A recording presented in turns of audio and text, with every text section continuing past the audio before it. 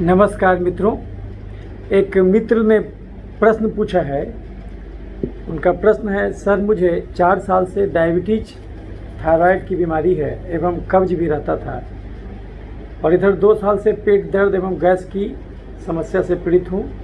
कितनी बार इंडोस्कोपी कराया है मैंने और फिर डॉक्टर ने मुझे क्रोनिक गैस्ट्राइटिस की बीमारी बताया है और हमारे पेट में इंडोस्कोपी में अल्सर और इरोजन भी आया है और ये दवा कर रहा हूँ लेकिन ठीक नहीं हो रहा है। कितनी बार गैस्ट्रोएंटरोलॉजिस्ट से मैंने दिखाया। क्या आप मेरी इस बीमारी का आपके होलिस्टिक हेल्थ अप्रोच में कुछ इलाज है? अगर है तो कृपया बताने की कृपा करेंगे। तो सबसे पहले तो मैं आपको धन्यवाद देना चाहता हूँ क्योंकि आपने मुझसे ये प्रश्न किया और आपको होलिस्टिक हेल्थ अप्रोच जो मैंने डेवलप किया है करीब 1 लाख मरीज देख करके इंदिरा गांधी आयुर्विज्ञान संस्थान पटना में, तो उस तरीके से आपको लग रहा है कि क्योंकि आपने लिखा है कि मैंने आपका वीडियो देखा, मैंने उसको नहीं पढ़ा। शुरू में आपने बहुत कुछ और भी लिखा है कि मैंने आपका वीडियो देखा और वो वीडियो जो है मुझे अच्छा लगा, कुछ नया चीज़ लगा, तो इसीलिए मैं आपको फ़ोन कर रहा हूँ। यह जानते हुए कि आप चमड़े के डॉक्टर हैं लेकिन आप होलिस्टिक हेल्थ एक्सपर्ट भी अपने आप को कहते हैं, जैसा कि आप बहुत सारे वीडियोज़ में देख चुका हूँ मैं। तो इसीलिए मैं आपसे क्वेश्चन ये कर रहा हूँ। उनका ऐसा कहना था, उन्होंने ये सब भी लिखा था, मैं समय बचाने के लिए वो सब नहीं पढ़ा। तो सबसे पहले तो मैं आपको फिर से धन्यवाद दे दूं कि आपने मुझसे प्रश्न किया और क्योंकि यह प्रश्न का उत्तर बहुत लोगों को इस बीमारी को सही तरीके से समझने में एक नया दृष्टिकोण देगा और बहुत सारे लोग तो खाली वीडियो देख के ही ठीक हो जाएंगे, समझ के उसके हिसाब से जीवन शैली बदल के ही ठीक हो जाएंगे। तो उम्मीद करते हैं कि आपको इस वीडियो के माध्यम से मैं आपको जवाब दे पाऊँगा। दूसरी महत्वपूर्ण बात जो मैं आपको बता दूं कि ये जो वीडियो होगा थोड़ा सा लंबा होगा, लेकिन सब लोग कहते हैं हमको कि आप थोड़ा शॉर्ट वीडियो बनाइए। लेकिन क्या है मित्रों कि अगर मैं शॉर्ट वीडियो बनाऊंगा तो मैं हर बात को नहीं रख पाऊंगा, फिर वो पार्ट वीडियो हो जाएगा कि ये पार्ट देखिए फिर पार्ट देखिए, तो वो हमारा मकसद नहीं होता है। एक्चुअली जिनको यूट्यूब से पैसा कमाना होता है वो अपना शॉर्ट वीडियो बना करके वो देते हैं क्योंकि उनका उससे व्यूअरशिप बढ़ता है। तो मैं ये वीडियो इसलिए नहीं बना रहा हूँ कि इससे हमको कोई यूट्यूब का कोई के थ्रू इनकम हो या फिर कोई इसके थ्रू हमारा कोई मरीज आए, इसलिए मैं नहीं बना रहा हूँ। मैं इसलिए बना रहा हूँ क्योंकि जो चीज़ मैंने डेवलप किया 1 लाख मरीज देख करके, ये हमारे साथ नहीं चला जाए। और किताब लिखना लेंदी काम है, उस चीज़ को बोलना ज़्यादा आसान है। इसलिए अगर हम इसी चीज़ को लिखना शुरू करें तो हमको ज़्यादा समय लग जाएगा और लेकिन अगर बोलना आसान है। और आज के नए ज़माने में यूट्यूब जो है आपको एक बहुत अच्छा मंच प्रदान किया है कि इसके थ्रू आप अपनी बातों को बोल के भी दुनिया के सामने प्रस्तुत करके रख सकते हैं ताकि आपके जाने के बाद भी लोग उसका लाभ उठा सके। तो ये अच्छी बात है और ये जो है ये इसीलिए मैं वीडियो के थ्रू, और वीडियो में लंबा रहता है, लंबा करने के लिए लंबा नहीं करता मैं, लेकिन अगर अपनी पूरी बात रखना चाहूँगा तो जाहिर सी बात है करीब 1 आध घंटे का हो ही जाएगा। तो अगर आपके पास एक बार में उतना समय नहीं होता है तो आप बीच में रोक करके आप देख लीजिए कितना मिनट देखें, फिर उसके बाद अपना जब छुट्टी मिले तब देखिए वीडियो। दूसरी बात कि आप कभी कभी कुछ मित्र कहते हैं कि फेसबुक पर जो आपका वीडियो मैं देखता हूँ तो वो वीडियो जो है 15-20 मिनट 30 मिनट के बाद उसका आवाज़ गायब हो जाता है।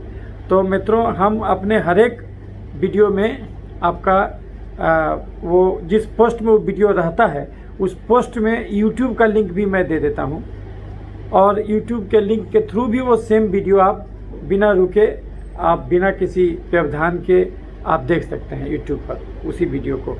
तो वो भी चीज़ मैं आपको बता दे रहा हूँ। तो वैसे केस में थोड़ा सा सर्च कीजिएगा। और कुछ मित्र हमसे फ़ोन नंबर मांगते हैं, जबकि मैं हर वीडियो में, और एक तो जो पोस्ट जहाँ लगा रहता है उसमें भी नंबर दे देता हूँ और वीडियो में भी नंबर साइड से लिख देता हूँ। तो कुछ भी आपको ऑनलाइन सलाह लेना हो तो आप हमसे फ़ोन पर भी सलाह ले सकते हैं। नंबर ऑलरेडी लिखा रहता है, अलग से मांगने का ज़रूरत नहीं पड़ता। तो अब इस भूमिका के साथ मैं शुरू करता हूँ तो पहले जो लोग हमसे पहली बार जुड़े हैं, ये वीडियो हमारा पहली बार देख रहे हैं, उनके लिए मैं अपना सब संक्षिप्त परिचय दे दूं। मैं डॉक्टर क्रांति चंदन जयकर, पूर्व एवं प्रथम विभागाध्यक्ष, चर्म यौन कुष्ठ रोग विभाग, इंदिरा गांधी आयुर्विज्ञान संस्थान, शेखपुरा, पटना, बिहार, भारत। मैं वैसे तो एक चर्म रोग चिकित्सक हूँ और बिहार के सबसे बड़े अस्पताल यानी इंदिरा गांधी बिहार सरकार के पास इससे बड़ा अपना अस्पताल नहीं है, इंदिरा गांधी आयुर्विज्ञान संस्थान, और इसमें चमड़ा विभाग नहीं था, लेकिन इसमें हम चमड़ा विभाग सबसे पहले हम ज्वाइन किए और चमड़ा विभाग का शुरुआत किए, यानी हम संस्थापक विभाग अध्यक्ष रहे 2013 से 2019 ईस्वी तक। और इस दौरान हमको रोज़ करीब 70-80 मरीज देखना पड़ता था, कभी कभी और ज़्यादा भी। तो करीब करीब 1 लाख मरीज के अनुभव से हम यहाँ पर बहुत कुछ नया सीखे, जो कि अभी तक हम अपने दिल्ली के टर्म के दौरान, जब मैं लेडी हार्डिंग मेडिकल कॉलेज में था और डॉक्टर रामनल लोहिया हॉस्पिटल में था, वहाँ भी जो चीज़ नहीं सीख पाया था वो मैं यहाँ पर 1 लाख मरीज के अनुभव से सीखा, जो किसी मेडिकल साइंस की किताब में नहीं लिखा हुआ है। तो एक नई ही विधा का ईजाद कर लिया, वो है होलिस्टिक हेल्थ अप्रोच, जो ये कहता है कि कोई भी बीमारी अकेले नहीं आता, कोई भी बीमारी अपने साथ कई रोगों को लेके आता, और ये हर बीमारी कहीं न कहीं हमारे गलत भोजन से ही जुड़ा होता है। तो अगर हम भोजन बदल दें तो दुनिया का हर बीमारी को हम जड़ से ठीक कर सकते हैं। अगर हम अपना शारीरिक क्रियाशीलता बढ़ा दें तो दुनिया का हर बीमारी हम जड़ से ठीक कर सकते हैं। तो ये चीज़ हम प्रैक्टिकली करके देखें और कितना बहुत सारे सफल मरीजों का चिकित्सा करके तब इस नतीजे पर पहुँचे कि होलिस्टिक हेल्थ अप्रोच नए ज़माने में एक बहुत ही अच्छा कॉस्ट इफेक्टिव तरीका हो सकता है, जो कि किसी भी बीमारी को जड़ से ठीक करने में मददगार साबित होता है। तो शुरू में मैं केवल चमड़ा का बीमारी का इलाज करता था, लेकिन चूंकि इंदिरा गांधी आयुर्विज्ञान संस्थान, जैसा कि आप जानते हैं, ये सुपर स्पेशलिटी सेंटर है, यानी यहाँ पर अलग से गैस्ट्रोलॉजी का डिपार्टमेंट है, न्यूरोलॉजी का डिपार्टमेंट है, नेफ्रोलॉजी का डिपार्टमेंट है। तो शुरू में जो भी हमारे पास मरीज आता था उसको हम संबंधित विभाग में भेज दिया करते थे, और फिर वो देखते थे कि उन चिकित्सक ने क्या क्या दिया। फिर मैंने उसका समेकित अवलोकन करना शुरू किया और मरीज का पूरा जांच कराना शुरू किया। जब पूरा जांच कराने लगा तब हमको समझ में आ गया, और उसका जब समेकित अवलोकन किया तब समझ में आ गया कि ये सब बीमारी का कारण कोई अलग अलग नहीं है, और ये सब का सब हमारे गलत भोजन से जुड़ा हुआ है। तो मरीज का हम डाइट एक्सरसाइज चेंज करना शुरू कर दिए, तो उससे हमको जादू घटने लगा। वो ये देखने लगे कि बहुत सारा बीमारी जो गैस्ट्रो, नेफ्रो, ये सब में भी ठीक नहीं हुआ, वो भी जो है भोजन और डाइटरी एक्सरसाइज वगैरह के द्वारा, और ये जो है पूरी तरह से जड़ से चला गया। मैं ये नहीं कहना चाहता हूँ कि गैस्ट्रो वाले डॉक्टर या फिर नेफ्रो वाले डॉक्टर या फिर न्यूरो वाले डॉक्टर किसी भी ढंग से वो इन्फीरियर हैं, नहीं, वो बहुत अच्छा काम कर रहे हैं अपना, और हमको उनके काम पर गर्व है। लेकिन कहीं न कहीं मेडिकल साइंस केवल 100% साइंस नहीं होता, ये 50% आर्ट है और 50% साइंस है। तो कुछ ऐसी बातें हैं जिसको कि आप सही तरीके से मरीज को समझाइएगा तो मरीज समझ जाएगा और अपना जीवन शैली बदल देगा, तो आपका इलाज ज़्यादा कारगर होगा, आप ज़्यादा कंप्लाइंट महसूस कीजिएगा अपने इलाज के प्रति। मरीज उस चीज़ को सही ढंग से अनुभूत करके इलाज लेगा। नहीं तो आप अगर सीधे दवा लिख दिए तो वो मरीज अगर अपना भोजन नहीं बदला तो फिर वो दवा आपका कारगर नहीं हो पाएगा। ये मैं कई मरीजों में अनुभव से सीखा। तो हेपेटाइटिस बी जड़ से ठीक कर देने लगा, मतलब ऐसा जादू वाला हमको रिजल्ट मिला कि मैं चकित रह गया, दंग रह गया। तो किसी मरीज़ का किडनी ख़राब है, क्रिएटिनिन बढ़ा हुआ है, वो भी ठीक होने लगा। तब फिर मुझे लगा कि नहीं, इसको आम लोगों को बताना ज़रूरी है। तो इसीलिए मैं अपने आप को अब मैं कहता हूँ होलिस्टिक हेल्थ अप्रोच। और अब मैं सब चमड़े के बीमारियों को नहीं देखता। अगर हमारे पास कोई मरीज आए, वो उसको बीपी है, चीनी है, गठिया है, दमा है, मिर्गी है, पथरी है और उसको चमड़ा का बीमारी भी है, तो उसका इलाज हम तभी करेंगे जब वो सारे बीमारी का इलाज हमसे कराए। अगर वो बोलेगा नहीं हम बीपी कहीं और दिखाएंगे, चीनी कहीं और दिखाएंगे, गठिया कहीं और दिखाएंगे, मिर्गी कहीं और दिखाएंगे और आपसे केवल चमड़ा दिखाएंगे, तो उस मरीज़ का इलाज हम नहीं करते और उसको विनम्रता से उससे माफ़ी मांगते हुए उसको कहते हैं कि तुम किसी और डॉक्टर से दिखा लो। और अब तो यहाँ पर चमड़े के विभाग में और भी डॉक्टर हैं, मैं उनके पास उसको भेज देता हूँ और मैं उसको कहता हूँ कि तुम हमारे पास तभी आओ जब तुमको कोई भी क्रोनिक बीमारी हो जो बिल्कुल ठीक नहीं हो रहा हो, तो अंत में हमारे पास आओ, क्योंकि बिना गहरा प्यास के पानी किसी को नहीं देना चाहिए, नहीं तो वो आपको बदनाम कर देगा। तो इस छोटी सी भूमिका के बाद, दूसरी भूमिका के बाद, मैं आपको अपना संक्षिप्त परिचय के बाद, तो आप जो ये वीडियो देखिएगा तो ये मान के देखिएगा कि एक होलिस्टिक हेल्थ एक्सपर्ट का हम वीडियो सुन रहे हैं, किसी चमड़े डॉक्टर का वीडियो हम नहीं सुन रहे हैं। तो ये चीज़ आपको ये सोच करके वीडियो देखिएगा कि हम किसी होलिस्टिक हेल्थ एक्सपर्ट से का वीडियो सुन रहे हैं। तो ये पहली बात आपको बता दिए।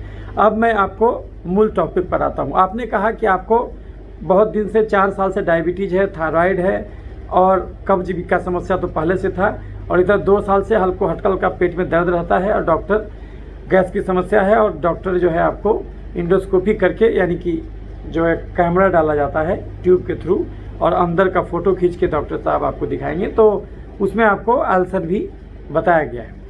तो आपको राहत तो होता है, लेकिन पूरी तरह से आप संतुष्ट नहीं इलाज से, तो उसके लिए आपने हमको फ़ोन किया है। तो ऐसा है मित्रों, पहले आपको ये समझना होगा कि आखिर जो है कि गैस किसको कहते हैं।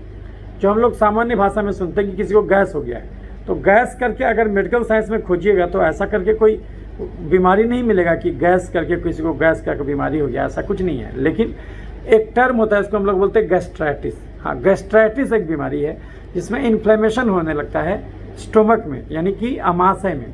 तो आपको पता होगा कि आप जो भोजन खाते हैं तो मुंह के बाद वो भोजन फैरिंग्स होते हुए ओसोफेगस में जाता है, और वो ओसोफेगस जो है के बाद फिर वो स्टोमक में जाता है। आप इसको फोटो देख के समझ सकते हैं कि जो भी हम भोजन करते हैं वो हमारे जो है कि ये सबसे पहले जो जाता है, ये देखिए, ये हमारे यहाँ पर ओसोफेगस है, ओसोफेगस में खाना जाता है, ओसोफेगस के बाद फिर ये स्टोमक में जाता है।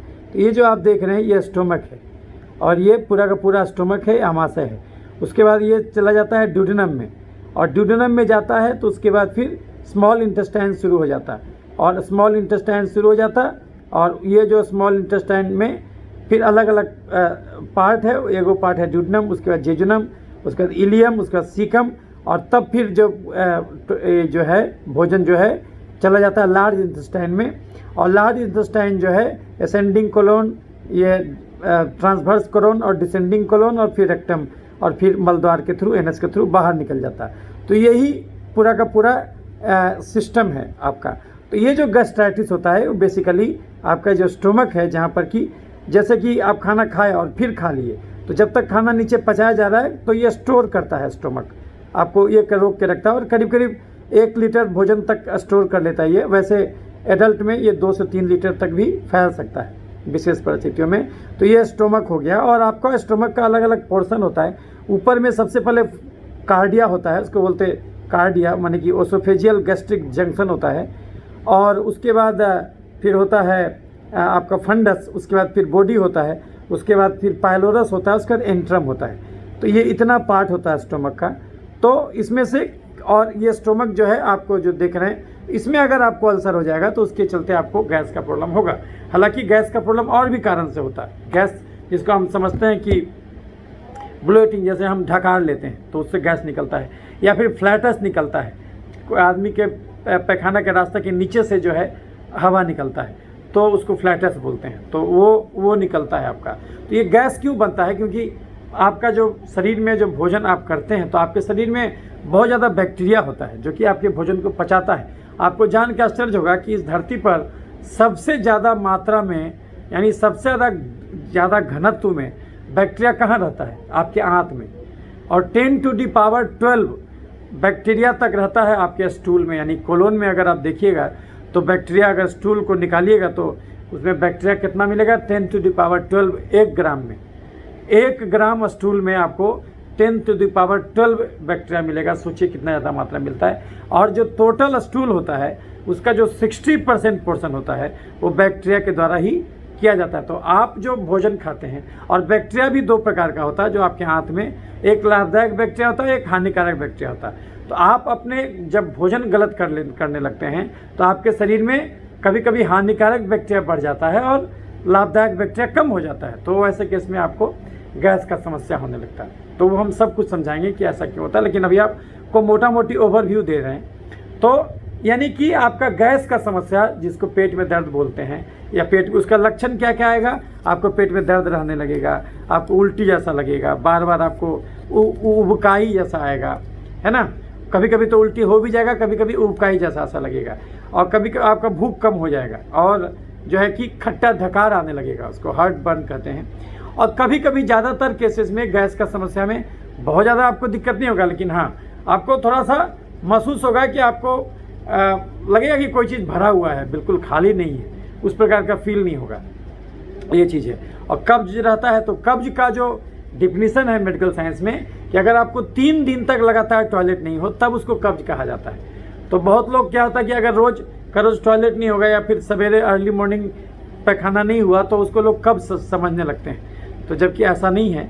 कब्ज मेडिकल साइंस में अलग नज़रिए से देखा जाता है। तो खैर जो भी हो, तो लोग जनरली बोलते हैं कि अब गैस को आप उस ढंग से भी ले सकते हैं कि लगेगा कि आप खाना खाए तो लगा कि हमको पेट में दर्द होने लगा, खाना खाने के बाद दर्द बढ़ जाता है, ब्लोटिंग होने लगता है। तो ये आपने कहा कि आपको ये सब चीज़ हो रहा है और आपको इंडोस्कोपी जांच कर दिया गया। इंडोस्कोपी बेसिकली एक ट्यूब होता है जो डॉक्टर आपको अंदर भेजता है, उसमें आगे कैमरा लगा होता है, वो कैमरा जो है अंदर का फ़ोटो आपको देता है। जैसे कि अगर आपको हम एक पिक्चर दिखाएं तो वो आप देख सकते हैं कि अल्सर है, आप देखिए ऐसे करके आपको ये जो आंत का फ़ोटो लिया गया है वो आपको उसी में देखिए दुर्नद में अल्सर है, तो ये आपको इस प्रकार से दिखेगा।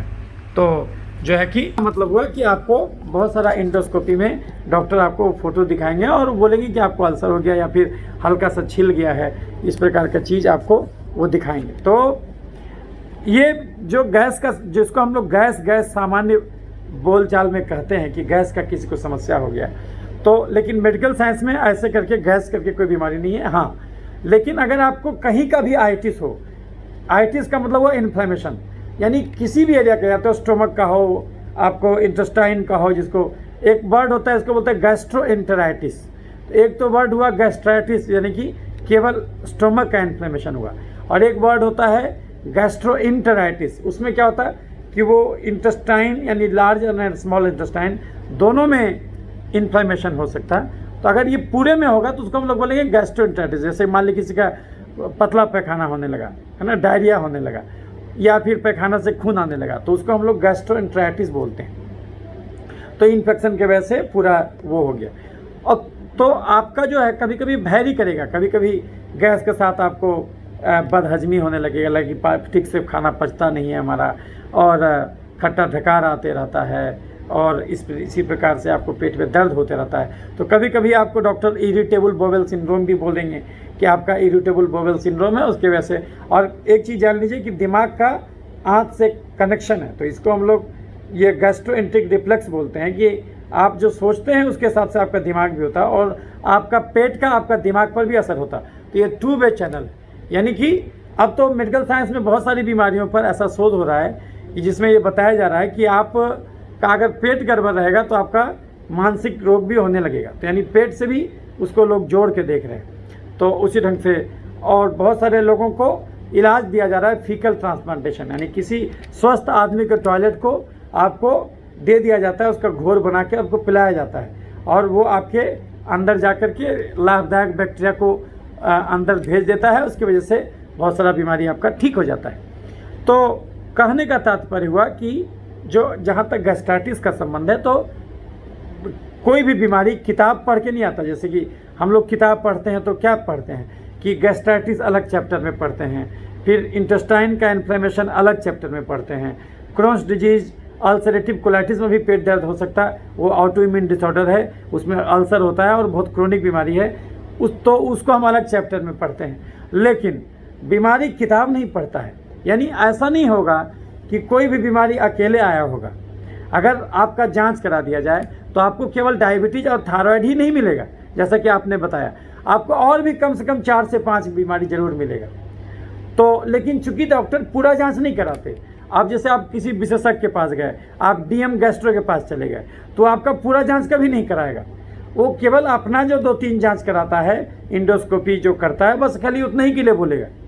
तो आपको भी लगेगा हमारा तो पूरा जांच हो ही गया, जबकि ऐसा नहीं है। आपको अगर गैस का समस्या होगा तो आपका किडनी पर इफेक्ट नहीं पड़ा होगा, ऐसा नहीं है, वो जरूर पड़ा होगा, क्योंकि शरीर सब जुड़ा हुआ है।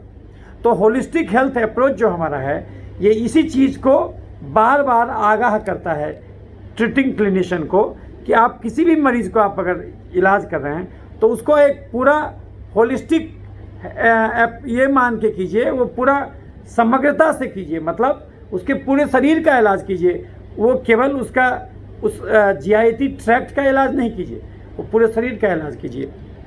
तो ये चीज़ है। तो इसी में आपका जो है कि हमारा जो आपका इलाज करने का तरीका होगा वो दूसरों से डिफर करेगा।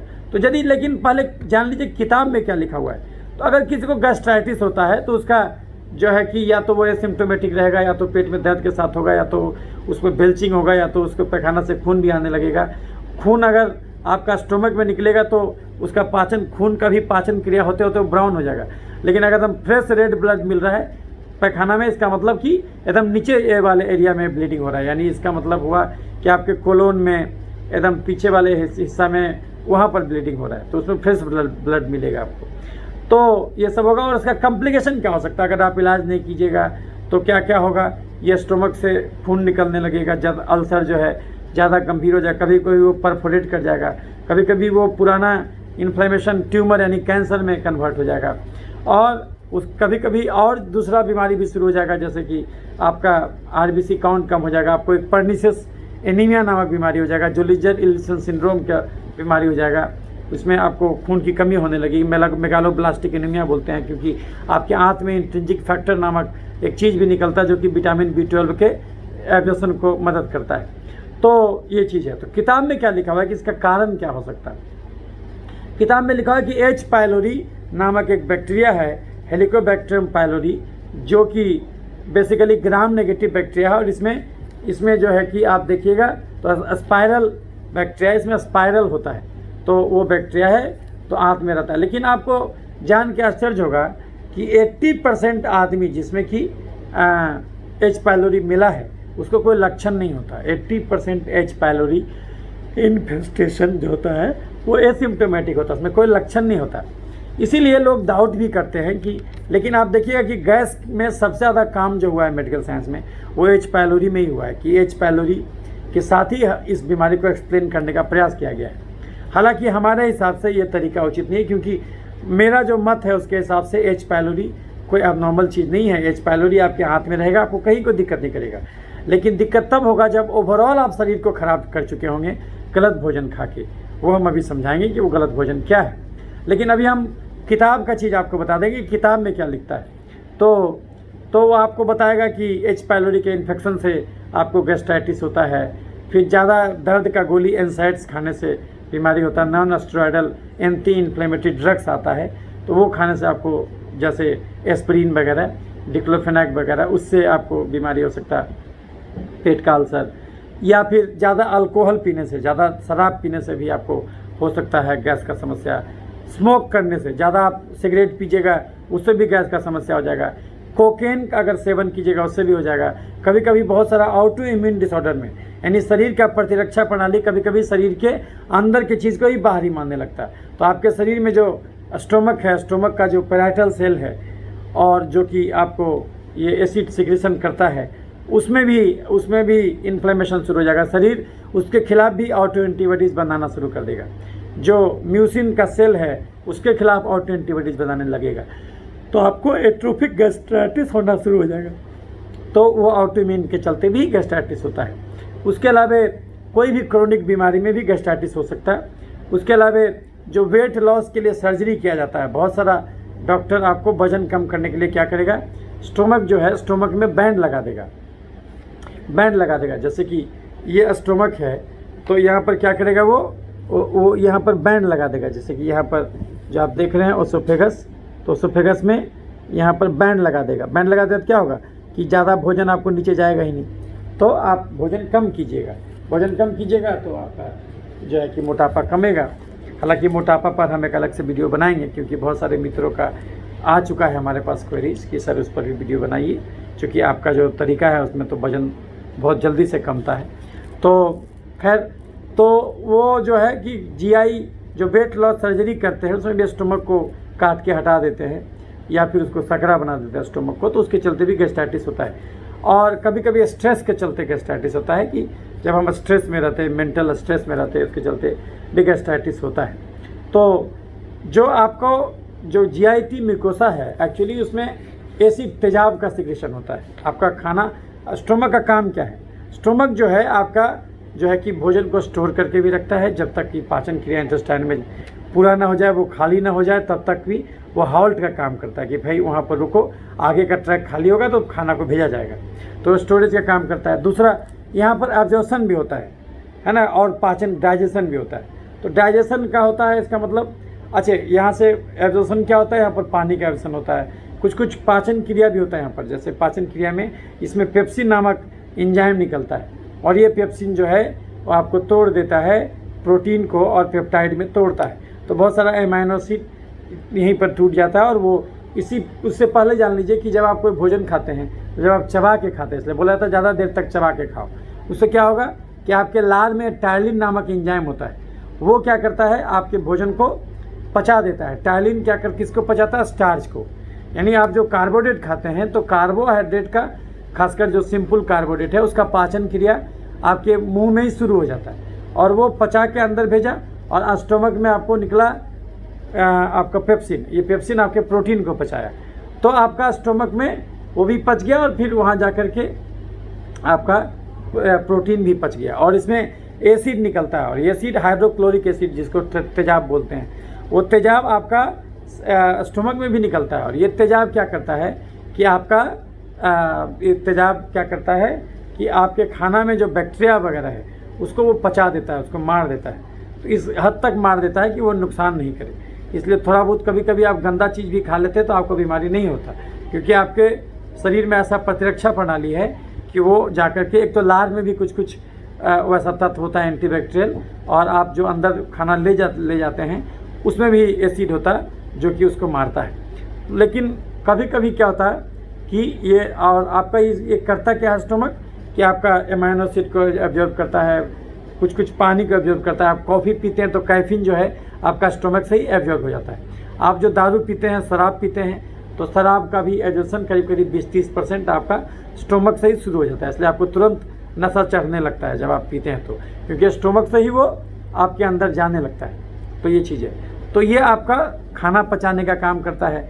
फिर आपको ये क्या करता है कि एक इंट्रिंसिक फैक्टर भी निकालता है, और ये जो इंट्रिंसिक फैक्टर है, विटामिन B12 नामक साइनोमिथाइलकोबालामिन नामक एक विटामिन होता है, जो कि आपके RBC को बनाने में हेल्प करता है, तो नस को बनाने में हेल्प करता है।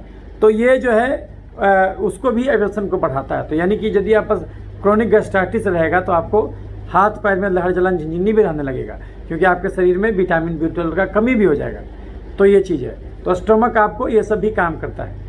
अगर आप ज़्यादा मात्रा में पेन किलर खाते हैं, कुछ भी हुआ आप पेन किलर खा लिए, तो उसके चलते भी आपको गैस का बीमारी हो सकता है, क्योंकि वो क्या करता है, आपके प्रोस्टाग्लैंडिन को कम करता है पेन किलर। और जो आप स्टेरॉइड भी खाते हैं तो उसमें भी प्रोस्टाग्लैंडिन कमता है, और ये जो प्रोस्टाग्लैंडिन क्या करता है, आपके स्टोमक को प्रोटेक्ट करता है। तो उसके चलते जो है, यदि आप ज़्यादा पेन किलर खाइएगा, प्रोस्टाग्लैंडिन कम निकलेगा, तो उसके चलते आपका जो है कि GI म्यूकोसा जो ऑलरेडी डैमेज हो जाएगा, वो रिपेयर नहीं होगा। नहीं तो आपके शरीर में ऐसा बनावट है कि आप खुद सोचिए, आपके शरीर में पेट में तेजाब निकलता है, फिर भी आपका आंत डैमेज नहीं होता, क्योंकि जो भी डैमेज होता है उसको तुरंत रिपेयर कर दिया जाता है। तो ये मैकेनिज्म बनाया हुआ है। लेकिन गड़बड़ाता तब है जब इंसान ज़रूरत ज़्यादा भोजन करने लगता है, और जितना देर में स्टोमक अपने आप को रिपेयर कर ले, उससे ज़रूरत ज़्यादा उतना टाइम भी नहीं दे और भोजन वो कर ले, तो उसके चलते उसका रिपेयर वर्क गड़बड़ाएगा, तो उसकी वजह से आपका क्रोनिक बीमारी हो जाएगा। और डॉक्टर जिनसे भी आप दिखा रहे हैं, आप डायबिटीज आप इंडोक्राइनोलॉजिस्ट दिखा रहे हैं, आप थायराइड भी इंडोक्राइनोलॉजिस्ट दिखा रहे हैं, और आप जो आपको गैस हुआ है वो आप दिखा रहे हैं DM गैस्ट्रो से, तो ये ज़्यादा जोगी मत हो जा रहा। आपको मेन प्रॉब्लम को वो लोग एड्रेस नहीं कर पा रहे हैं, और इसके वजह से आपका वो ठीक नहीं हो रहा है। तो इसीलिए आज आप इस वीडियो में आप ये पूरा बात को समझिएगा। दूसरी बात कि ये जो है स्टोमक में बहुत सारा जो सेल होता है, जैसे कि आप जो अलग अलग चीज़ निकालता है, तो इसमें आपको जो सेल होता है पेराइटल सेल होता है, जो कि हाइड्रोक्लोरिक एसिड निकालता है HCl, और इंट्रिंसिक फैक्टर भी निकालता है, जैसा कि हमने बताया। एक चीप सेल होता है जो कि पेप्सिनोजेन निकालता है, और ये पेप्सिनोजेन एसिड के प्रेजेंस में जो है कि आपका निकालता है। एसिड के प्रेजेंस में पेप्सिनोजेन जो है पेप्सिन में बदल जाता है, जो कि प्रोटीन का पाचन क्रिया करता है। इसके अलावा ये सेरोटोनिन नामक हार्मोन भी निकालता है, और इसके अलावा जो है कि आपके आंत में जो है कि जी सेल होता है जो कि गैस्ट्रिन नामक हार्मोन भी निकालता है। तो ये जो गैस्ट्रिन नामक हार्मोन है ये आपके एसिड सिक्रेशन को बढ़ाता है, आपके पेराइटल सेल को स्टिमुलेट करता है और चीफ सेल को स्टिमुलेट करता है और गैस्ट्रिक रिपेयर का काम करता है। और इसके अलावा इसमें और भी बहुत सारा चीज़ होता है जो कि आपको, और ये तो स्टोमक को तो एक्टिवेट करता है लेकिन ड्यूडेनम वगैरह को रिलैक्स कर देता है। तो इस प्रकार से भोजन जो है एक जगह इकट्ठे होकर के वहाँ पर उसका अच्छे तरीके से पाचन क्रिया होता है। तो आप जब भोजन करते हैं तो उसको स्टोमक भी कंट्रैक्ट करता है और कंट्रैक्ट करके उसको क्या करता है, उसको तोड़ता है। तो जो भोजन फिर निकलता है, जो वापस जो जाता है वहाँ से जो नीचे निकलता है ड्यूडेनम की ओर निकलता है, तो उस वहाँ तक में वो बिल्कुल तोड़ दिया गया रहता है। उसको हम लोग काइम बोलते हैं, CHYME, काइम। तो ये काइम जो होता है फिर धीरे धीरे जाकर के नीचे में उसमें बाइल मिलता है और फिर आगे का पाचन क्रिया होता है, फैट वगैरह का पाचन क्रिया होता है। तो ये सब आप समझे। तो अब क्या बात है इसमें कि अब अगर किसी को बीमारी होगा तो वो केवल स्टोमक का गैस्ट्राइटिस होगा ऐसा नहीं है। हो सकता है उसको गैस्ट्राइटिस भी हो सकता है उसको ड्यूडेनल का भी अल्सर हो सकता है कि उसको जेजुनम का भी अल्सर हो सकता है कि उसको कोलोन में भी इन्फ्लेमेशन हो, उसको कोलोनाइटिस भी हो, है ना। तो ये भी हो सकता है। तो इसलिए आपको इलियाइटिस भी हो उसको। तो आप ये मत सोचिए कि किसी को एक ही बीमारी होगा, उसको और भी बीमारी होगा। तो जैसा कि आप खुद देख रहे हैं कि आपको डायबिटीज़ भी है, थायराइड भी है, तो सब एक ही कारण से हो रहा है।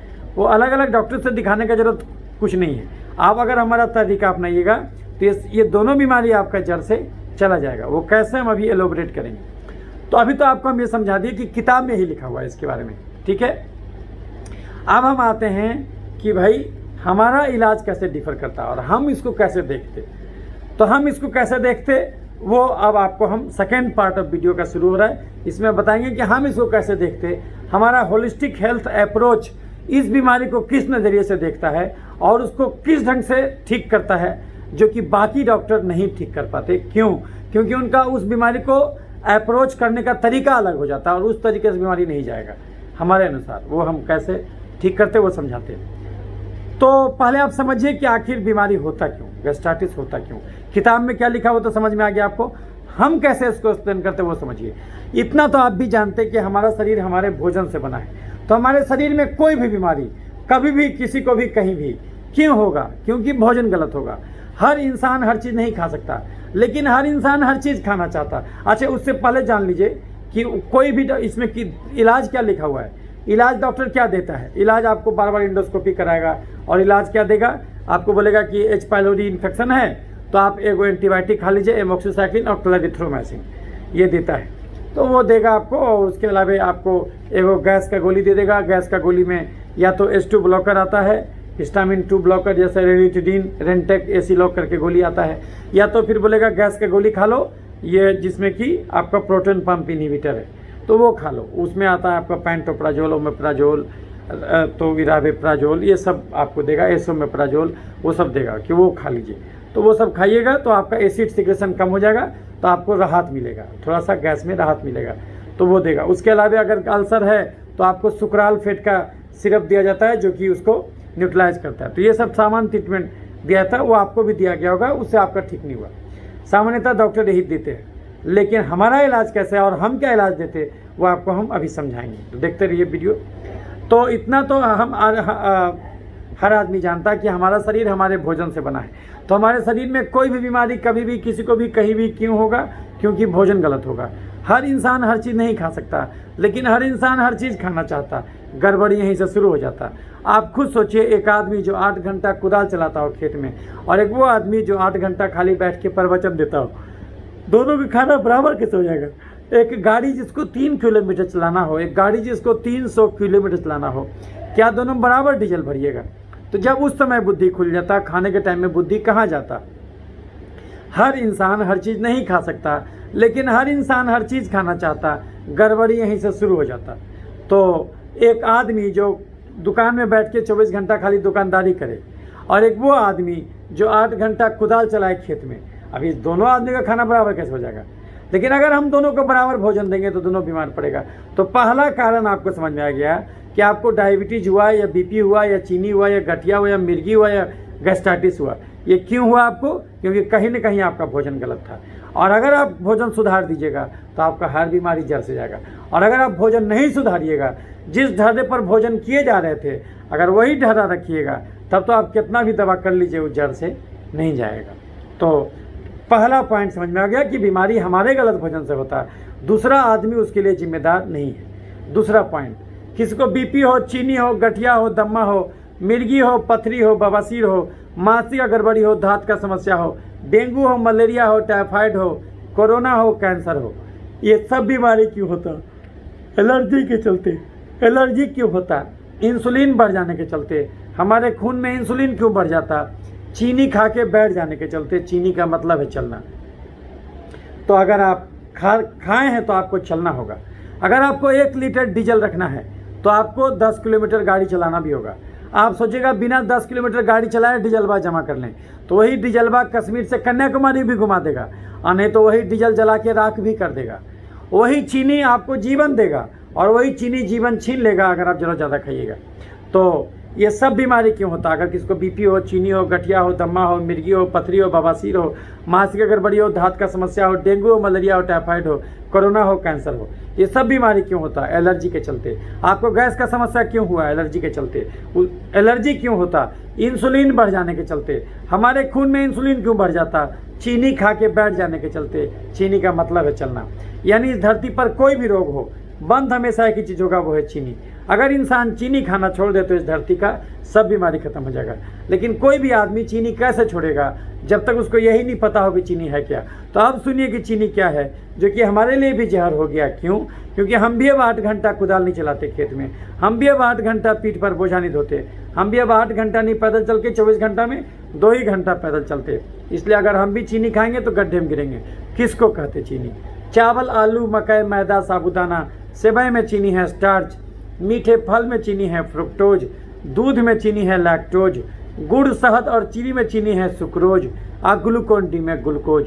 Chips, chocolate, ice cream, cold drink, मिठाई, समोसा, पिज्जा, बर्गर, चूड़ा का भुंजा, मूढ़ी का भुंजा, मकई के भुंजा में चीनी, गाजर, चुकंदर, छोहाड़ा, किशमिश, खजूर, देसी मुर्गा, खस्सी के मांस में जबरदस्त चीनी, हॉर्लिक्स, कम्प्लान, बोर्नविटा में चीनी, खिचड़ी, खीर, ग्लूकोन डी, पूस का पिट्ठा, कुकर का चावल, सेवई, साबुदाना, मखाना, पानी फल, सिंघाड़ा में चीनी। आप कोई भी चीनी खाइएगा शरीर के लिए बात बराबर है। तो इसमें आप जो भी चीनी खाते हैं वो खाना छोड़ दीजिए।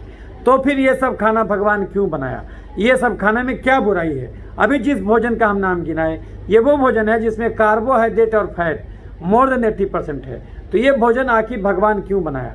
ये केवल उसके लिए बनाया जो 8 घंटा कुदाल चलाए खेत में, जो 8 घंटा पीठ पर बोझा ढोए, या फिर जो 8-8 घंटा पैदल चले। तो जो आदमी हमारी तरह खाली 8 घंटा ऑफिस में बैठ के काम करेगा, क्या वो भूखे पेट रहेगा?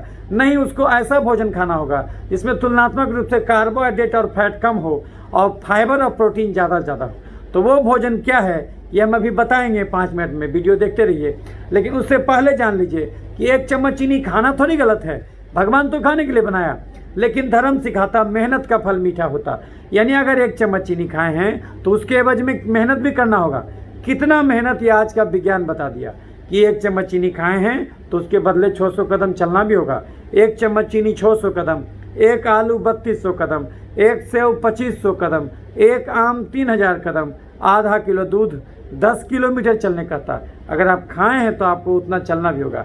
अगर आप खाए और नहीं चले तो शरीर एक्स्ट्रा चीनी को क्या करेगा? क्योंकि आप धर्म का भी धज्जी उड़ाए, विज्ञान का भी धज्जी उड़ाए। धर्म कहता था मेहनत करके खाना, आप बैठ के खाए। विज्ञान कहता energy can not be destroyed, energy can be modified. ऊर्जा का रूप बदलता, ऊर्जा को खत्म नहीं कर सकते। आपका रोज का खर्चा था केवल 2000 कैलोरी, आप रोज खाए 3000 कैलोरी। एक दिन ज़्यादा खाने से बीमारी नहीं होता। आप ये गलती सालों साल करते चले गए तो एक दिन पाप का घड़ा भर जाएगा। तो शरीर एक्स्ट्रा चीनी को क्या करेगा?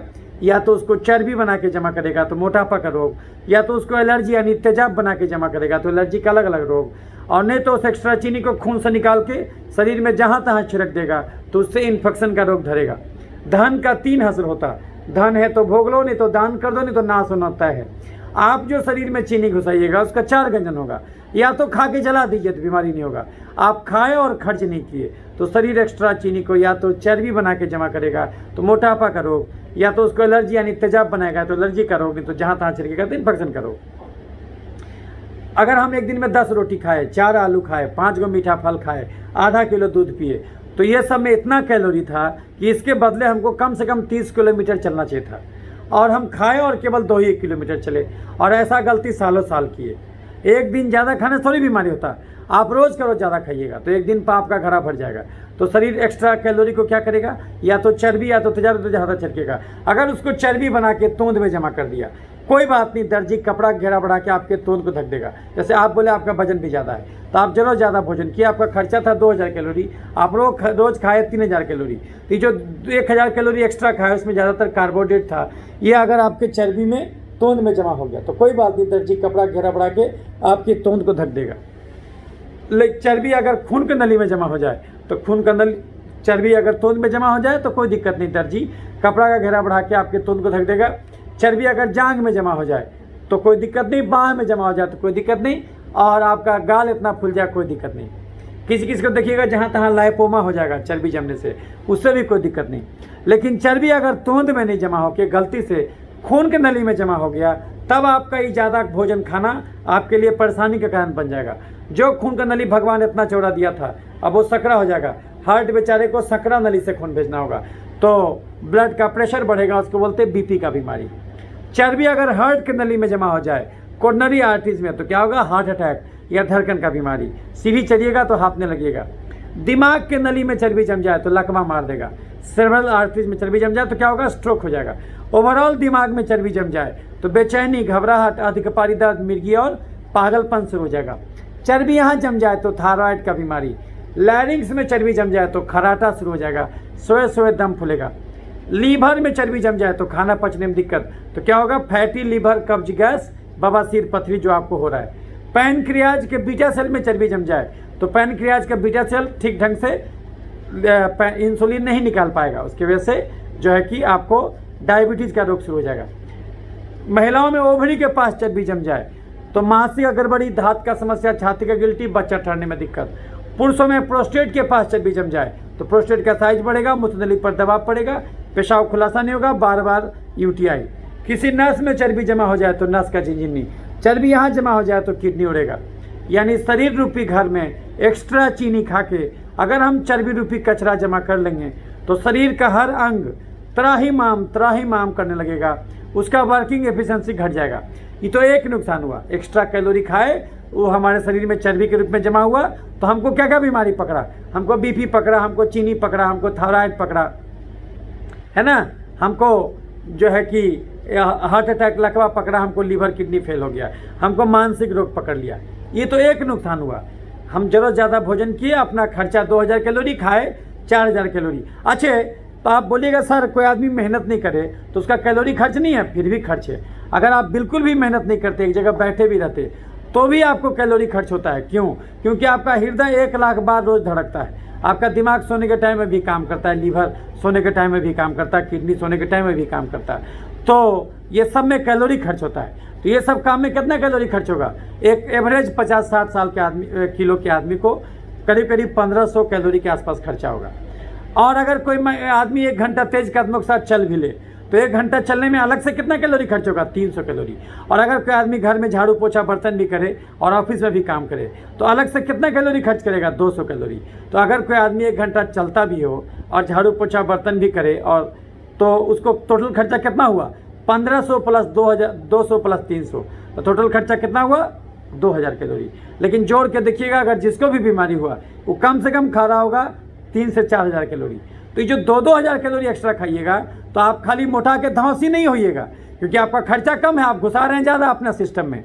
और ये गलती सालों साल किए जा रहे हैं। कोई भी बीमारी एक दिन में नहीं होता, लेकिन हम लोग बोलते कि नहीं हमको हार्ट अटैक आज हुआ, और एक दिन में थोड़ी पूरा नली जाम हो जाएगा। तो बीपी आपको एक दिन में थोड़ी हुआ, आप जम के खाते खाते चर्बी जाम किए, तो फिर जो आपको क्या क्या पकड़ा चर्बी जमने से। ये मोबाइल में 12 GB रैम था, हम रोज़ का रोज़ वीडियो डाउनलोड किए तो क्या हुआ? 11.99 GB भर गया तो हैंग करने लगा मोबाइल। उसी प्रकार से जिस किचन में कोई महिला भोजन बनाती, उस किचन में 20 आदमी खड़ा हो जाए तो उससे भोजन नहीं बनेगा, है ना। तो हम शरीर रूपी घर में एक्स्ट्रा चीनी खा के अगर हम चर्बी रूपी जहाँ भी जमा करेंगे उस ऑर्गन का कार्य बाधित होगा। तो चर्बी जमने से हमको बीपी पकड़ा, चीनी पकड़ा, थायराइड पकड़ा, हार्ट का भी, तो आपको बीपी भी है, आपको चीनी भी है और थायराइड भी है, आप खुद बोल चुके हैं, आप मोटापा भी है। तो चर्बी जमने से आपको बीपी पकड़ा, थायराइड पकड़ा, उसके अलावा चर्बी लीवर में जमा तो फैटी लीवर, कब्ज, गैस, बवासीर, पथरी पकड़ा, वही गैस का समस्या आपको है। तो आप जरूर ज़्यादा भोजन करते हैं और बहुत सालों से करते जा रहे हैं और कोई भी डॉक्टर आपके इस भोजन के हैबिट को चेंज नहीं करता, तो वो हम आपको बताएंगे कि क्या खाना है। तो देखते रहिए वीडियो। अभी तो पहले समझा दें कि एक्स्ट्रा चीनी चर्बी बन के शरीर में जमा हुआ तो उसके वजह से हमको बीमारी पकड़ा। तो हम खाली मोटा के धौंसी नहीं हुए, बल्कि हमको अलग अलग बीमारी पकड़ा। तो क्या क्या पकड़ा? बीपी पकड़ा, चीनी पकड़ा, थायराइड पकड़ा, हार्ट अटैक पकड़ा, लकवा पकड़ा, सारा मानसिक रोग पकड़ा और जो है कि लीवर का रोग पकड़ा, लीवर किडनी फेल हो गया, ये हार्ट अटैक, लकवा पकड़ा, ये चर्बी जमने से। शरीर चीनी से खाली चर्बी नहीं बनाता, शरीर एक्स्ट्रा चीनी से तेजाब भी बनाता। वो तेजाब आपको अलग मौत मारेगा। सांस की नली में तेजाब, बोलेगा सर तेजाब हम नहीं समझते। टॉयलेट किससे साफ करते हैं? किसी के चेहरे पर लोग फेंक देता है चेहरा डिसफिगर करने के लिए, उसी को तेजाब बोलते हैं। एसिड जो हमारे आंत में भी निकलता है, HCl, हम आपको बता चुके हैं। तो वो तेजाब आपके शरीर में हर जगह भी बनता है, वो खाली आंत में नहीं निकलता। एक्स्ट्रा चीनी खाने शरीर में तेजाब भी बनता है, वो तेजाब अलग मौत मारेगा। सांस की नली में अगर तेजाब गया तो सांस की नली को छील देगा, तो क्या होगा? और किताब में तेजाब शब्द नहीं लिखा हुआ है, ये हम अपने अनुभव से हम सीखे हैं। किताब में लिखा हुआ है ऑटो एंटीबॉडीज, किताब में लिखा हुआ है सी रिएक्टिव प्रोटीन, किताब में लिखा हुआ है कार्सिनो एम्ब्रोनिक एंटीजन, किताब में लिखा हुआ है इन्फ्लेमेटरी साइटोकाइन। हम उसको एक लाइन में कहते तेजाब। शरीर एक्स्ट्रा चीनी से तेजाब भी बनाता, वो तेजाब अलग से मौत मारेगा। सांस की नली में तेजाब गया तो सांस की नली को छील देगा, तो क्या होगा? टॉन्सिलाइटिस, साइनोसाइटिस, दमा, खांसी, निमोनिया शुरू हो जाएगा। जोड़ में तेजाब जाएगा तो गठिया, अर्थराइटिस करा देगा। चमड़े में तेजाब जाएगा तो चमड़ा गला देगा, तो क्या होगा? एक्जिमा, सोरोसिस, सफ़ेद दाग, जुरपित्ती, छाही, पिंपल करा देगा। दिमाग में तेजाब जाएगा तो मिर्गी, पागलपन। लीवर में तेजाब जाएगा तो जॉन्डिस करा देगा। तेजाब एक जगह जमा हो जाएगा तो कैंसर करा देगा। सब का सब चीनी शरीर चर्बी और तेजाब नहीं बनाता, कुछ एक्स्ट्रा चीनी को शरीर क्या करता? खून से निकाल के शरीर में जहाँ तहाँ छिड़कता। तो तेजाब जमने से क्या क्या बीमारी हुआ? तेजाब जमने से क्या हुआ? तेजाब जमने से आपको गठिया पकड़ा, मिर्गी पकड़ा, खांसी पकड़ा, निमोनिया पकड़ा, मिर्गी पकड़ा, पथरी पकड़ा और जॉन्डिस पकड़ा, कैंसर पकड़ा। ये तेजाब जमने से हुआ। सब का सब चीनी शरीर चर्बी और तेजाब नहीं बनाता, कुछ एक्स्ट्रा चीनी को शरीर खून से निकाल के शरीर में जहाँ तहाँ छिड़कता। उन्हीं जहाँ तहाँ वाले जगहों में एक जगह है पसीना। तो यदि आपके पसीने में रोज़ का रोज़ चीनी छिड़का जाएगा तो ऐसा दिन आए पकड़ेगा जो ठीक ही नहीं होगा। यदि आपके पसीने में रोज़ का रोज़ चीनी छिड़का जाए तो ऐसा चिकन पॉक्स का वायरस पकड़ेगा जो ठीक ही नहीं होगा। ऐसा बैक्टीरिया बलतोड़ पकड़ेगा जो ठीक ही नहीं होगा। यदि आपके लार में रोज़ का रोज़ चीनी छिड़का जाए, सब डॉक्टर आपके खूनमा का न चीनी जांच कराएगा, आपके पसीने में कितना चीनी है, आपके लार में कितना चीनी है, ये जांचने का कोई मशीन अभी मानव जाति नहीं खोजा। तो जब एक्स्ट्रा चीनी खाइएगा तो वो कुछ एक्स्ट्रा चीनी आपके पसीने में भी निकलेगा। तो यदि आपके पसीने में रोज़ का रोज़ चीनी छिड़का जाए तो ऐसा दिन आए पकड़ेगा, ऐसा बल तोड़ पकड़ेगा, ऐसा चिकन पॉक्स का वायरस पकड़ेगा जो ठीक ही नहीं होगा। यदि आपके लार में रोज़ का रोज़ चीनी छिड़का जाए तो ऐसा कोरोना वायरस पकड़ेगा, जो ऐसा टीबी का बैक्टीरिया पकड़ेगा, ऐसा ब्लैक फंगस पकड़ेगा जो ठीक ही नहीं होगा। चीनिया गिरेबा तो चिटिया लागबे करी, यानी बीमारी गंदगी से नहीं, बीमारी जरूरत ज़्यादा खाए गए चीनी से होता। सरकार उल्लू बना रहा स्वच्छता अभियान में, अरबों रुपया खर्च कर रहा। कंगाल के घर में चोरी कभी नहीं होता, यानी बैक्टीरिया, फंगस, वायरस रूपी चोर शरीर रूपी घर में तभी अटैक करेगा जब चीनी रूपी धन जरूरत ज़्यादा रहे। बिना चीनी के इंसान मर जाएगा, ये बात भी सही है। ये हम चीनी के बलबूते ही बोल रहे, लेकिन मनुष्य जाति का दुर्भाग्य कि अब इंसान इतना कम शारीरिक श्रम करने लगा कि अब उसको केवल उतना ही चीनी यानी कार्बोहाइड्रेट का जरूरत रह गया जितना कार्बोहाइड्रेट दाल रोटी में। एक सामान्य मनुष्य आज की दुनिया में पूरे 24 घंटा में 3000 डेग भी पैदल नहीं चलता, तो आदमी के बदले चलता कौन? Tempo, taker, motorcycle, Bolero, jeep. ये समस्या अब गांव में भी आ गया क्योंकि सरकार खुले में शौच रोक दिया। कम से कम टॉयलेट के नाम पर लोग रोज़ सवेरे सवेरे चला करता था, वो कहानी भी ख़त्म है। तो अगर आप बिल्कुल ही शारीरिक एक्टिविटी कम से कम कर दीजिएगा तो ये चीनी आपके लिए जहर हो जाएगा। यदि आप अपना गाड़ी 24 घंटा में 2 ही किलोमीटर चलाइएगा तो ये पेट्रोल गाड़ी के लिए जहर हो जाएगा। जो काम गाड़ी में पेट्रोल का है बस उतना ही काम शरीर में चीनी का है। गाड़ी मजबूत होगा लोहा से, शरीर मजबूत होगा प्रोटीन से, फाइबर से। तो प्रोटीन फाइबर जम के खाइए और चीनी, चावल, आलू, खस्सी का मांस, मीठा फल, दूध, मैदा, chips, chocolate, ice cream, cold drink, मिठाई, समोसा, पिज्जा, बर्गर, चूड़ा का भुंजा, मूढ़ी का भुंजा, मकई का भुंजा, गाजर, चुकंदर, छोहाड़ा, किशमिश, खजूर, देसी मुर्गा, खस्सी का मांस, बड़ा मछली, हॉर्लिक्स, कम्प्लान, बोर्नवीटा, खिचड़ी, खीर, ग्लूकोन डी, पूस का पिट्ठा, कुकर का चावल, सेवई, साबूदाना, मखाना, पानी, फल, सिंघाड़ा। इसमें से आप जो भी हाई कार्बोहाइड्रेट डाइट खाते हैं ये खाना छोड़ दीजिए। तो फिर क्या खा के रहिएगा? ऐसा भोजन जिसमें फाइबर ज़्यादा हो, प्रोटीन ज़्यादा हो और चीनी, चावल, आलू और जो है कि कार्बोहाइड्रेट, फैट कम हो। ऐसा भोजन क्या है? ऐसा भोजन है दाल रोटी खाओ, प्रभु के गुण गाओ। अगर मेहनत कम करना चाहते, अगर बुद्धिजीवी का जीवन जीना चाहते, बुद्धि के बल पर दुनिया को जीतना चाहते तो दाल रोटी खा के रहो। लेकिन दाल रोटी बोला गया, रोटी दाल नहीं, यानी 70% भोजन दाल और 30% भोजन ही रोटी से आएगा। तो क्या खा के रहिएगा? दाल, रोटी, हरी सब्जी, सलाद, पनीर, राजमा, सोयाबीन, अंडा, कड़ी, मछली, चिकन, दही, घी और साग। चाय पीजिए बिना चीनी के, सुबह शाम 2 कप चाय के अलावे अलग से दूध, हॉर्लिक्स, बोर्नवीटा, कम्प्लान नहीं पीना, लेकिन उसी दूध को दही बना के खा सकते हैं 5 चम्मच रोज, उससे ज़्यादा नहीं। उसी दूध को पनीर बना के, पालक पनीर, मटर पनीर के सब्जी के रूप में सप्ताह में 1 दिन खा सकते हैं, लेकिन कच्चा पनीर छेना नहीं खाना। उसी दूध को घी बना के पालक पराठा, मेथी पराठा, सत्तू पराठा के रूप में खा सकते हैं, लेकिन प्लेन पराठा नहीं खाना। चावल से दुनिया में बहुत कुछ बनता होगा, लेकिन चावल से बनने वाला एक ही चीज़ खाना, उसना चावल, मार निकाला हुआ तसला वाला चावल, सप्ताह में मैक्सिमम 3 दिन।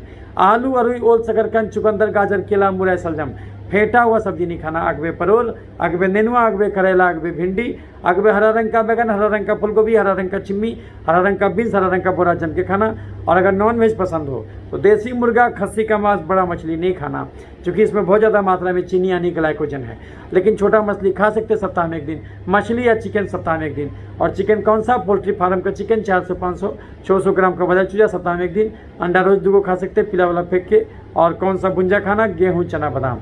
लेकिन चावल, चूड़ा, मूढ़ी, फरी, मकई का भुंजा नहीं खाना। और घड़ी देख के 2 घंटा रोज टहलना।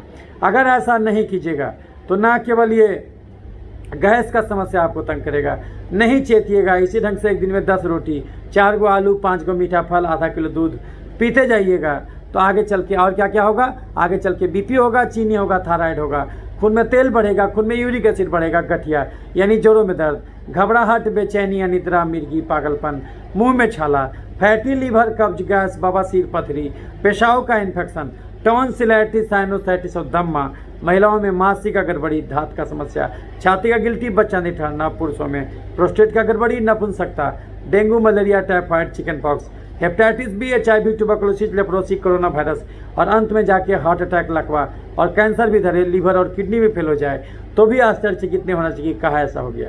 तो गलत भोजन करना छोड़ दीजिए।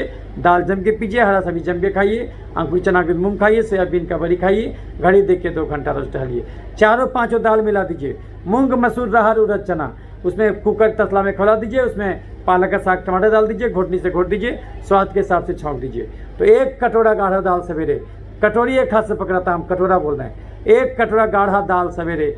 दाल में 50% मूंग होना चाहिए, बाकी 50% है बाकी सारा दाल, मूंग, मसूर, अरहर, उड़द, चना, उसमें पालक का साग, टमाटर डाल दीजिए, कुकर तसला में खौला दीजिए, घोटनी से घोट दीजिए, छौंक दीजिए स्वाद के हिसाब से। 1 कटोरा गाढ़ा दाल सवेरे, 1 कटोरा दोपहर, 1 कटोरा रात, 3 कटोरा गाढ़ा दाल रोज पीना। और जो है कि पहले दाल पेट में घुसाना। दूसरा भोजन होगा खीरा टमाटर, पहले दाल पी लिए फिर खीरा टमाटर खा लिए, आधा ज़्यादा पेट तो उसी से भर गया। अब हम 24 घंटे में केवल 3 रोटी खाएंगे, 1 सुबह, 1 दोपहर, 1 रात। पेट नहीं भरा तो दाल अनलिमिटेड, हरा सब्जी अनलिमिटेड, अंकुर चना के मूंग अनलिमिटेड और हरा सब्जी अनलिमिटेड। तो ये सब जम के खाए। कौन सा फल खाना? खीरा टमाटर, और कोई मीठा फल नहीं खाना। जिस दिन कोई मीठा फल खाने का इच्छा होगा उस दिन 1 कटोरा गाढ़ा दाल सुबह दोपहर रात पी लेना, 1 प्लेट खीरा टमाटर सुबह दोपहर रात खा लेना, और 1 सेव सवेरे, 1 अमरूद दोपहर, 1 आम रात, यानी 1-1 गो, तीनों 1-1 पीस। और ये दाल 3 कटोरा, खीरा टमाटर 3 प्लेट और अंकुरित चना के मूंग 3 प्लेट। ये 24 घंटे का भोजन हो गया।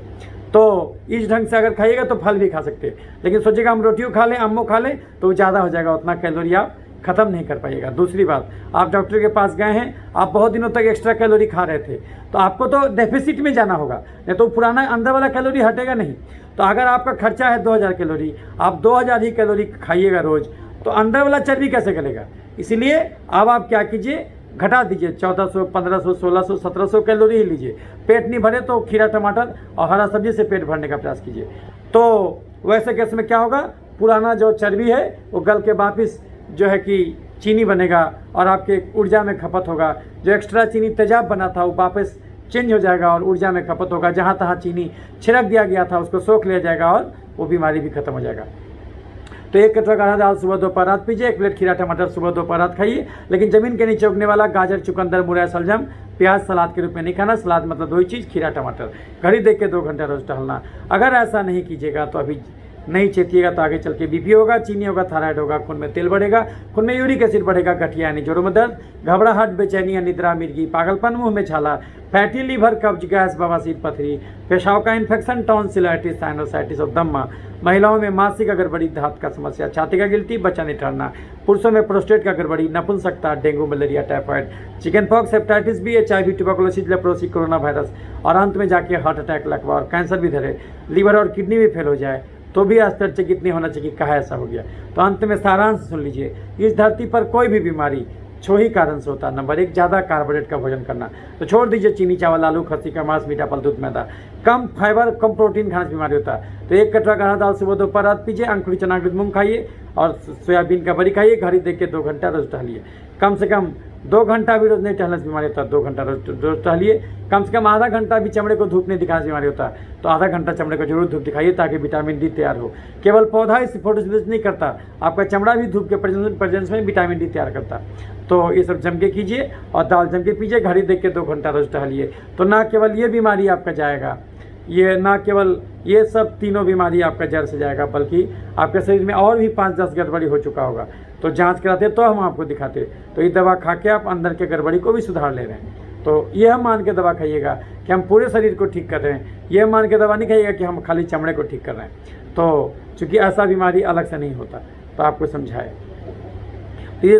तो ये जो है कि आपको समझ में आ गया होगा कि इंसान क्यों बीमार पड़ता है, क्योंकि उसका भोजन गलत होता है। दूसरी बात, आपको केवल ये बीमारी नहीं है इसलिए आप पूरा जांच कराइए।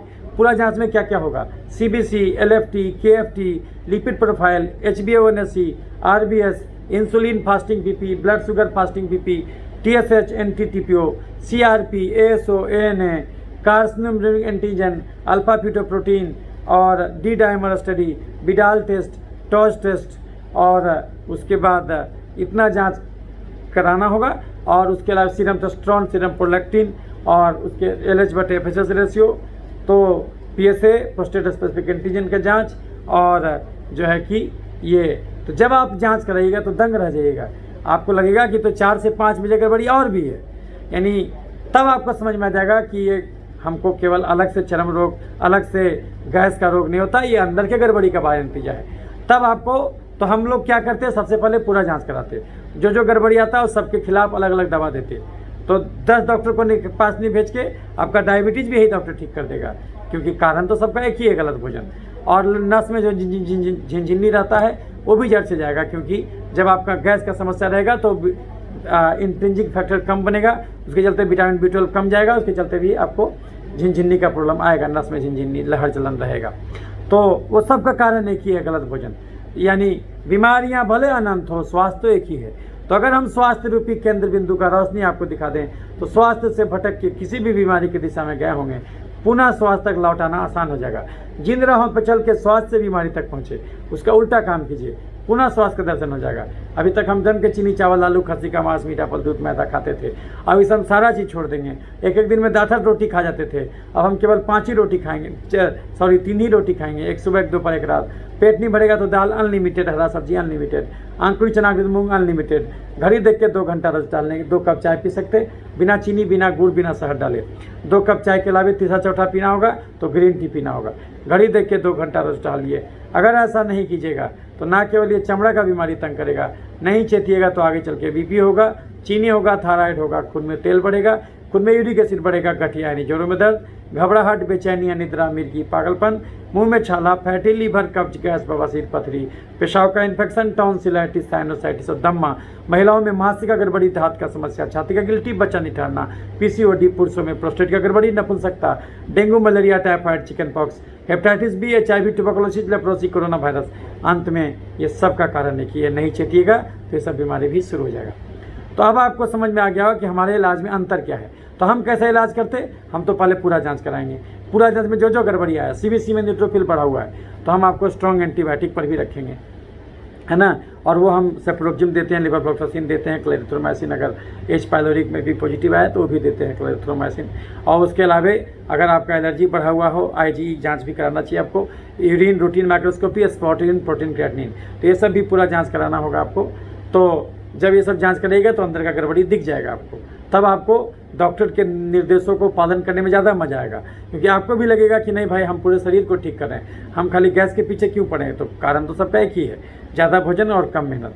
तो हम एक्स्ट्रा चीज़ खाए और खर्च नहीं किए, शरीर उसको चर्बी के रूप में, तेजाब के रूप में जहाँ जमा करता, तो हम कैसे ठीक करते। तो हम आपको बताएं कि पहले मरीज का पूरा जांच कराते, जो जांच गड़बड़ी आता है उस सबके खिलाफ अलग अलग दवा चलाते, और मरीज को बोलते कि सबसे बड़ा दवा है आपका डाइट और एक्सरसाइज। दवा से केवल 10% बीमारी ठीक होता है, डाइट और एक्सरसाइज 90% इलाज है किसी भी बीमारी का। तो उसको बोलते कि तुम जम के टहलना शुरू करो, घड़ी देख के 2 घंटा, दाल जम के पियो, हरा सब्जी जम के खाओ, आंखी चना के मूंग खाओ, तो देखिएगा उसका सारा चर्बी गल गया, सारा तेजाब गल गया। जिन राहों पे चल के स्वास्थ्य से बीमारी तक पहुँचे थे उसका उल्टा चल पड़िए, पुनः स्वास्थ्य का दर्शन हो जाएगा, तो बीमारी ठीक हो जाएगा। तो हम क्या करते हैं इसमें, जो गड़बड़िया था और एलर्जी बढ़ा हुआ रहता, IgE बढ़ा हुआ रहता, तो ऐसे केस में इसमें स्टेरॉइड भी चलाते, इम्यूनोसप्रेसिव ड्रग में साइक्लोस्पोरिन चलाते, एजाथ्रोपिन चलाते, हाइड्रोक्सीक्लोरोक्विन चलाते, तो ये सब भी चलाते। और बाकी जो गैस का दवा तो देते ही, थोड़ा सा माइल्ड स्टेरॉइड भी चलाते। तो ऐसे करके हम मरीज को पूरी तरह से ठीक कर देते। लेकिन ये मरीज तभी ठीक होगा जब अपना भोजन बदलने को तैयार रहेगा, क्योंकि बिना भोजन बदले दुनिया का कोई बीमारी नहीं जाएगा। भोजन बदल दीजिएगा तो हर बीमारी जड़ से जाएगा। यानी आप 3 कटोरा काढ़ा दाल रोज़ पीना शुरू कर दीजिए, 1 कटोरा सुबह, 1 कटोरा दोपहर, 1 कटोरा रात। दाल जम के पीने लगिए, हरा सब्जी जम के खाने लगिए, अंकुरित चना अंकुरित मूंग खाने लगिए, सोयाबीन का बड़ी खा सकते हैं। और कौन सा नॉन वेज खाना, देसी मुर्गा, खस्सी का मांस, बड़ा मछली, लेकिन बड़ा मछली कभी भूल के नहीं खाना। चिकन खा सकते हैं, पोल्ट्री फार्म का चिकन 400, 500, 600 ग्राम का बजाय चूजा सप्ताह में 1 दिन, और अंडा रोज़ 1-2 को खा सकते हैं, बिला वाला फेंक के। तो अगर ये कर दीजिएगा तो देखिएगा कि आपका खाली मोटापा ही नहीं कमा, आपका खाली डायबिटीज़ नहीं सुधरा, आपका खाली थायराइड ही नहीं सुधरा, बल्कि गैस का समस्या भी सदा के लिए सुधर गया और अंदर का अल्सर भी भर गया। तो इसमें हम लोग क्या क्या दवा करते हैं हम बता दिए आपको। तो बाकी डॉक्टर खाली गैस का दवा देता, हम गैस के दवा के साथ उसका एलर्जी भी ठीक करते, उसका इन्फेक्शन भी ठीक करते, और तब जा कर के मरीज पूरी तरह से ठीक हो जाता है। तो आपको समझ में आ गया होगा कि गैस का समस्या के लिए क्या करना है। आपको पहले तो पूरा जांच कराना है, दाल जम के पीना है, हरा सब्जी जम के खाना है। लेकिन हम बोल तो दिए हरा दाल जम के पीना है, कोई भी आदमी दाल जम के पी ही नहीं सकता, क्योंकि आप 1 कटोरा पी लीजिएगा, उसका भूख ऐसा मार देगा कि अगले 4 महीने तक उसको भूखे नहीं लगेगा। इसलिए वो अगर आप दाल पी रहे हैं तो फिर आपको कभी भी भूख का समस्या, ये सब दिक्कत नहीं होगा। तो इस ढंग से हम इलाज करते हैं। तो आपको समझ में आया होगा कि हमारा इलाज बाकी के इलाज से कैसे वैरी करता है। तो आप कोई भी गैस का मरीज हो जिसको ठीक नहीं हो रहा हो, उसको आप हमारे पास भेज सकते हैं। हमारा फ़ोन नंबर है 8969953194। दूसरा नंबर है 9386999300।